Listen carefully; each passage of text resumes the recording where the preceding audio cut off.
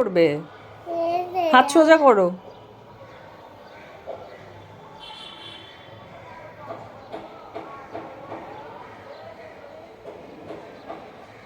নাও আমি নাও। যে আমার বাপটা এই যে আমার টাইগার, লোশন দিছি এইবার টাইগারটাকে কি আমি করতেছো? এই যে বাপটার লোশন দিছি আর আমি এখন এই যে তেল দিচ্ছি। তেল দিয়ে দিচ্ছ কেন?